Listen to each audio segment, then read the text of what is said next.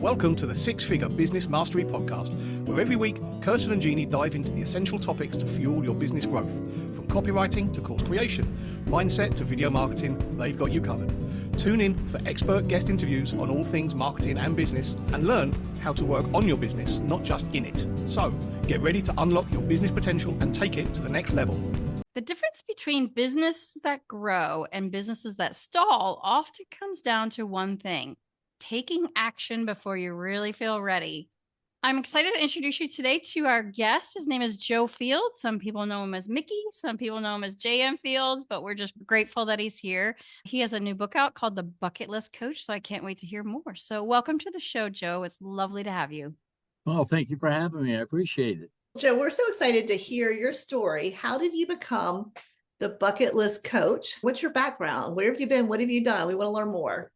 For 30 years, I was a controller for small businesses. So I've always worked around entrepreneurs and things like that, and that's exciting. I spent the last 10 years working with business owners in a coaching capacity. But the reason I got into the coaching is I happened to be on my bucket list trip. Most people want to go explore the Amazon or climb the pyramids or be at the Oscars or play a piano. I wanted to go to the University of Alabama and see a football game. It was a 47-year lifelong dream. And I went there, and it not only was everything I had thought of, it exceeded my expectations. However, when I was sitting at the Birmingham airport at Sunday afternoon, I started getting a little depressed because I always felt I should have been a football coach and a history teacher. And instead, I became an accountant and a controller. And when I returned to New Jersey, the beautiful Jersey Shore, I thought more and more about that. And then I happened to come across a Tony Robbins commercial. And I'd always been a fan of Tony's. And Tony always had this phrase, "If you would allow me to be your coach." Now, he was saying that in the 80s when we never heard of business coaches or anything else. And it clicked. I can still do what I love, which is coaching. I've coached sports for my brother, myself, my sons, other people's children. So I've always been on an athletic field, and I played sports too. And I could combine my passion and my profession as a controller. So what I did 10 years ago is educate myself. And I took a ton of classes. I took the Robbins Madonna's class for 6 months. I actually took a class called Compete to Create, and that was given by Dr. Michael Gervais and the head coach of then the Seattle Seahawks, Pete Carroll. And I learned some more. And one of the coaches that worked with me was an Olympian. And so I was able to tie all these different things together. And during that time, I kept thinking about what an amazing trip I had. And I started thinking about writing a book, and I got in the middle of writing about a trip. And I said, wait a minute, let me tie all this together. Let me tie the trip, what I learned at Alabama from all the amazing people I meet, the coaches. I've met 3 of the athletic directors. I met a lot of people there with my business acumen. So the bucket list coach came out of that. Wow. I don't really have a bucket list. You're inspiring me to want to get off this call today and work on my bucket list. What do I want to do before I It's well worth it. It's well worth it. Believe me. I feel like I had one a long time ago, and I did a lot of those things, but I need to revisit that because, again, sometimes you need that inspiration. It's so easy to get focused on our work and our day-to-day rather than thinking about what would really inspire me to hit the financial goals that I have. What do I really want to go and do or see, or who do I want to help, or what can I do bigger than just my business? So that's exciting. So with the book, one of the things you talk about is start fast, maybe start before you're ready. That's a core belief you have. Can you tell us about that? Yes. I like the phrase. I actually picked it up when I first opened my company going in coaching. The name of my company is Mavnick Solutions. And on the back of my business cards, I stole a phrase from a rant in the locker room from Nick Saban. And the rant was, I want you to start fast, play hard, and finish strong. And I started thinking about that, and I started saying, you know what? Not only works on the athletic field, but it's really important in business. No one ever started a business by starting slow. If they did, they're out of business.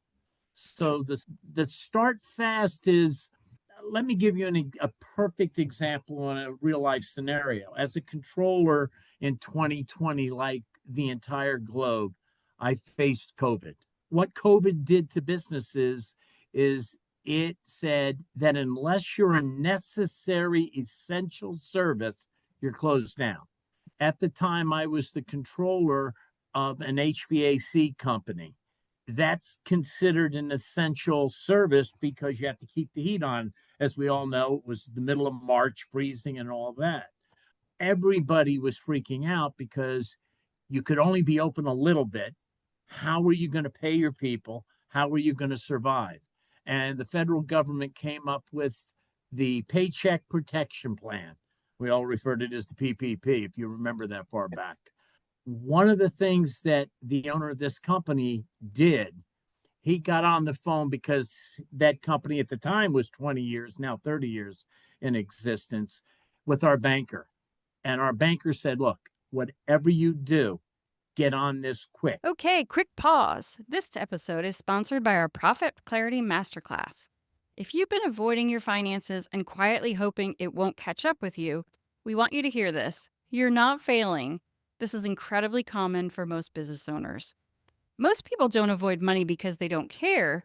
They avoid it because it feels heavy, confusing, or stressful. In our free live masterclass, we're going to show you a clear, more supportive way to handle your finances so your business can actually support your life. You can learn more and save your seat at lessmathmoremoney.com. We look forward to seeing you there. So everything is new. No one's ever had this problem before. So the software came out, and the very next morning I had logged in and I was working. And what happened was many people had delayed timing with getting money. We were right up front. We had the money, we had the opportunity to continue to open our doors even at a limited basis. So had we not taken that quick first step, financing would have been extremely difficult. Unfortunately, as we had spoken off camera about softwares and things, we actually had to change from an older QuickBooks to a newer QuickBooks. So here we were with the payroll protection and COVID and new software and all this stuff going on. So getting out of the way and getting after it was very important. I love that. That's so true. And another thing you made me think of is some businesses, like they want to move forward, they want to start fast, but they're scared and they're not sure what the next step is. And sometimes they kind of get in that round robin of, should I do this? Should I do that? If I do that, it's going to happen here. So it's like the analysis paralysis, I think you talk about in your book. So let's talk a little bit about that. There's a great passage that I heard years and years ago, was that perfection is not attainable, but on the pursuit of perfection, you can find excellence. But you can't find either unless you take action. I think small business owners, those successful ones that I've worked with, and some of them are amazing. My very first job was with a gentleman who started in a carriage house in insurance, and it became a gigantic insurance agency. My second controller job was with a company that started in his garage. And when he sold the company, it was a $100 million company. And he just believed they both had the same similar characteristic. They were great listeners, and they never let ego overwhelm intellect. So they listened to other people, and they were humble enough to know that I know my industry, I know insurance, or I know wholesale distribution, but I don't know accounting. I don't know banking. I don't know marketing. And those are the ones that win. And the others that are too ego driven, they get in their own way. They trip over their own thoughts. Oh my gosh, this conversation could go on for hours now because Joe, first of all, the first part is listening. Jeanne and I, with every one of our programs and the virtual assistants that we help our clients with, at every phase, it's better now than it was because of feedback we got from our clients. We listened to that feedback. We heard their problems. And I'll never forget because we were teaching our clients how to hire the virtual assistants. We gave them the SOPs and the job post, and we gave them everything they needed to be successful with hiring someone. And I just remember one of our clients saying, I just wish you could do this for us or for me. And I remember looking at Jeanne and like, I said, we could do that. And so it's like, we've hired hundreds of virtual assistants. It would be a lot easier for us to do this. And so that's when we completely changed our business model from teaching people how to hire and providing them all the tools to actually hiring and training and providing SOPs for them. And again, it was because we listened. There's no ego attached. We're here to serve our client. If our client is saying this would really help me, then our question is, how can we do that? The other thing that I love that you talk about is not having ego, right? Jeanne and I joke, she's very tech savvy. I'm not. I don't hide it. Like I swear at my computer daily, whether I should or not, I do. I threaten to throw it in the lake. But being able to understand that if you are really good at something, that's your unique superpower, you're better off to spend as much time doing that as possible and then hire other people, outsource the marketing person, outsource the bookkeeping, outsource the software support, rather than spending hours and hours learning those things. And it's so fascinating because I think, especially women, I don't know if it's because our worth is tied up in the fact that we can do everything ourselves, but people often say, I need to know how to do it before I can delegate it. And I was like, really? Did you become a mechanic before you took your car in to get it fixed? Is that a true statement? What about your HVAC when it went out? Did you go become a licensed HVAC person so you could fix it? So we have this really weird belief around business that I need to be able to do everything in my business. And it's maybe if it's your baby, but if it's a business that you want to grow and serve as many people as possible, you need to understand that there are other people out there, their unique abilities can contribute so much to what you do. So I'm so glad that was one of the things you talked about. And yeah, I love that because again, it's not just big businesses, it's little businesses who can benefit from this. They're the ones who need to hear it the most. I think that's because they start off when they're all by themselves. And it takes them a long time to figure out that no man is an island. They think that all I have to do is just hire another person, but I'm the brains of the operation. Or I'm just going to hire 2 more people. But I know what I know. I'm the one that built this. I'm the one that sat at the kitchen table at 2:00 in the morning and worried about making the bank payment and all those. And I think it's hard for them. My heart goes out to them. But like I said, the ones that I've seen the most successful, they have egos. Don't kid yourself. Entrepreneurship, if you're looking, the last client I had, he used to have a habit of saying, the owner, all I want to do is be able to sleep at night and relax. And I said, we get a job, not a business, because I really appreciated that. And it's true, though, because the responsibilities, yet at the same token, one of my son's friends, her and her partner, they started this amazing coffee business. And I happened to go and listen to her speak. And it's a company called Rook. And I hope somebody on the Jersey Shore hears this because they are amazing young people and they built this company. And when I asked Holly, who is one of the partners, I said, I know it's tough. You'd probably rather be back in the city working than having, no, I can put it aside. But if you talk to other owners, they can't. The gentleman that is now on Fisher Island that sold the business for $100 million, he was without a doubt the best listener I've ever met. And one of my dear best friends, I actually hired her there as my credit manager, and we remained friends for 30 years. I actually talk about her in my book a little bit. She's extremely smart, extremely tough, great businesswoman who just recently retired. And we both say Frank he was by far the best listener we've ever met. And I learned a valuable lesson about that in my interview with him. He was telling me what he was looking for in a controller. And I was like 34 at the time. I'd only been a controller for 2 years, probably could only spell the word, didn't really know what it was. And at the end, he goes, so what do you think? And I made the mistake of saying, oh, I think I know what you need. He said, really? Then why don't you tell me? Now he flipped that listening skill back on me. I must have got enough of them right because he hired me. But from that point on, that and the phrase I know, I was once told by a guy teaching me how to weld, he was down in the hole fixing a mistake I made. And I used to say, I know, when he was explaining it to me, I know. And he finally stood up and he said, why am I in the hole fixing your mistake? So you'll rarely hear me say I know, but you'll hear me say I understand. That's so awesome. When you were talking about if you want to relax and sleep through the night, get a job, I say that often when people say, I just want to hire a virtual assistant who'll tell me what to do.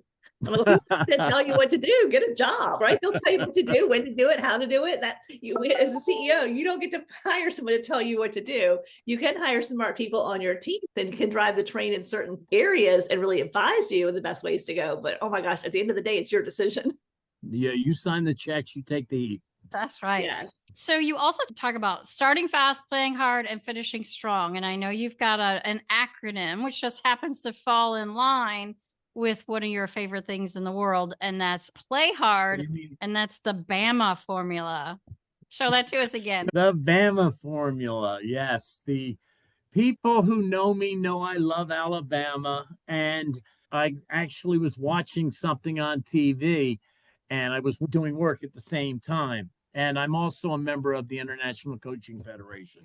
And so I do a lot of research with coaching and things like that. In fact, they bring it in as one of the things that I work with. I think it makes me a little unique because I not only can work with the numbers, but I can work with the people.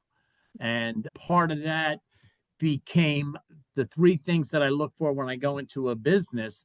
I want to make sure I understand the owner's purpose.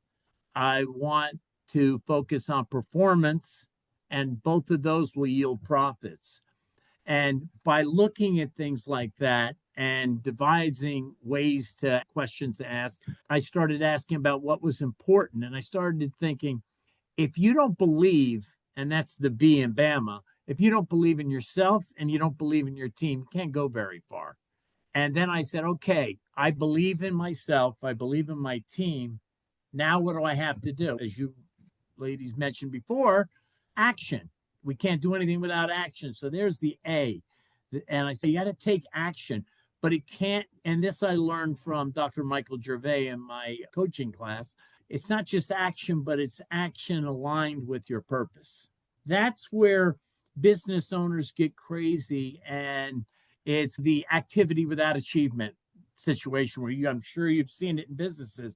People are running around crazy, but a lot of the things they do really don't align with what they need to accomplish.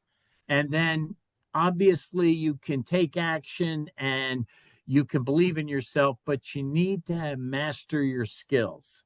And the only way to do that is to keep working on it. One of the things, because I love sports so much, you listen to Tom Brady or you listen to Ray Dalio or Warren Buffett, whether it's sports, whether it's business, whatever, they're all really hard workers.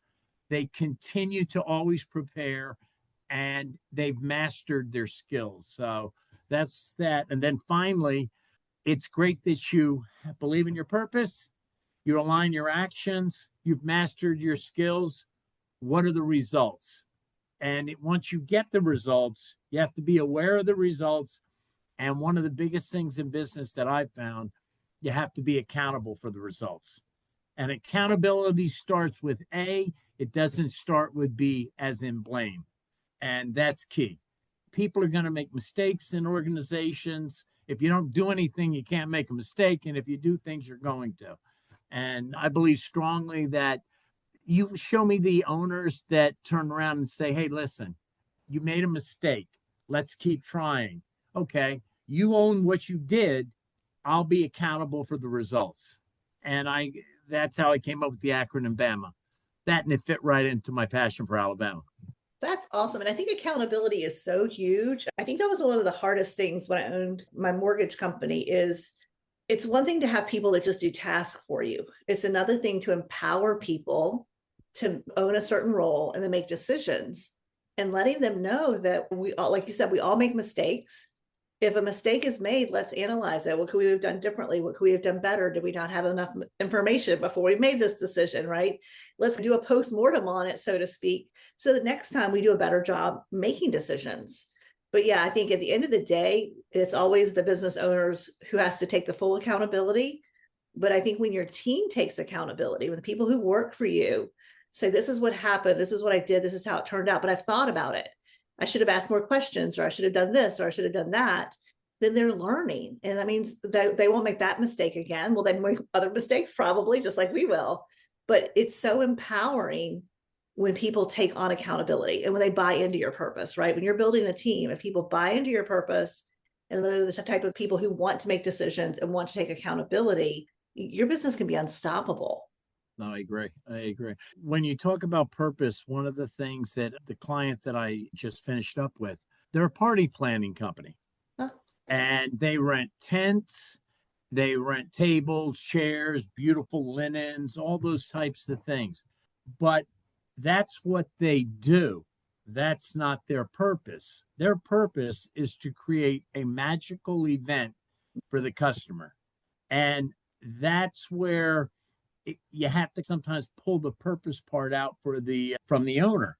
Oh yeah, we rent tables. Is that really what you're doing? They can do that anywhere. What sets them apart? What sets Chick-fil-A apart? Everybody makes chicken sandwiches. Maybe it's the fact that the constant attention that they get to detail and things like that. I wrote it in my book, as a matter of fact, the story about John Kennedy visiting NASA. He's visiting NASA and he's talking to everybody, and he comes across a gentleman with a broom who's a janitor. And he asked the gentleman, "What do you do?" And he said, "Mr. President, I work here putting a man on the moon." Of course he does janitorial services, but he understands the purpose. And if you can get your people to understand, I'm not just here renting a table, but I want that to be the best experience for this bride, this graduate. That's where you make the difference up. And that's part of the culture thing that I think we all try to get in business. I love that. And so the last point is finishing strong. I feel like you touched on that, but let's elaborate. Tell us a little bit about how we can finish strong. When I say finish strong, it's one thing to get to the top of the mountain. It's one thing to be successful, to reach maybe in business, it's, hey, I want to be a $10 million company. So you do all these things to get there. But success is not a continuum, it's momentary. So the way to stay there is do the things that you did before.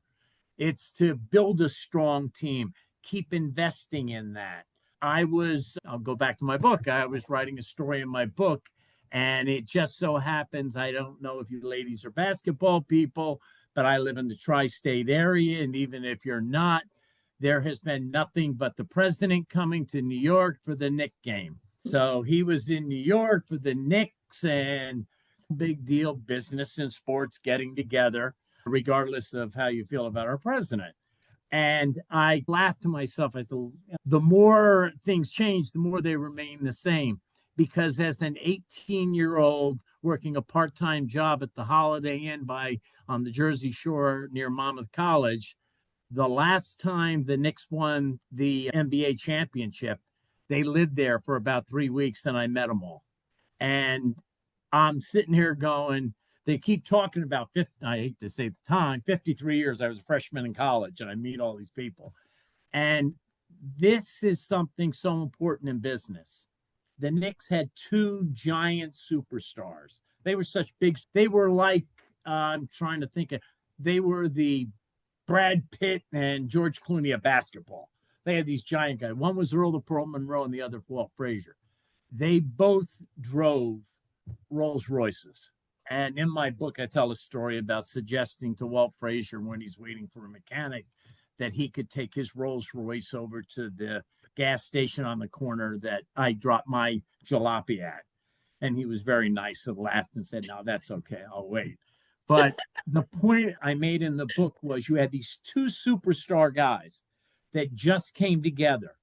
Both of them needed the ball. So how's that going to work? Everybody questioned, hey, they both have to have the ball in their hands. How do they work? It turned out they worked amazing. And that's the last time that the Knicks won, because they realized that together they were better than apart, because Frazier hated guarding him. And in my book, I mentioned the fact that, and this is key in business, I think, for what it's worth, and I'm sure it's key in life. I went to deliver room service to Earl Monroe's room. and they had all the nicks in there. And he gave me $100 bill. This is 1972. Didn't know that $100 bills existed. And I'm a freshman in college. And he goes, do you have change for it? No, Mr. Monroe, I don't have change or anything. He said, do me a favor. He said, get me change. Earlier when they came in, I had a book that was written by Walt Frazier, and I was getting all the nicks to sign it. And I asked Mr. Monroe, would you mind signing my book? He said, I'll get to it, but right now I need to get to my room. And I didn't think anything of it. And then I'd see him occasionally. He said, so when he asked me to get him change, he said, oh, by the way, if you got your book up at the front desk, bring it back and I'll sign it. And I'll get the guys in the room to sign it. The reason I tell that story in the book is sometimes the best teammates are also the nicest people.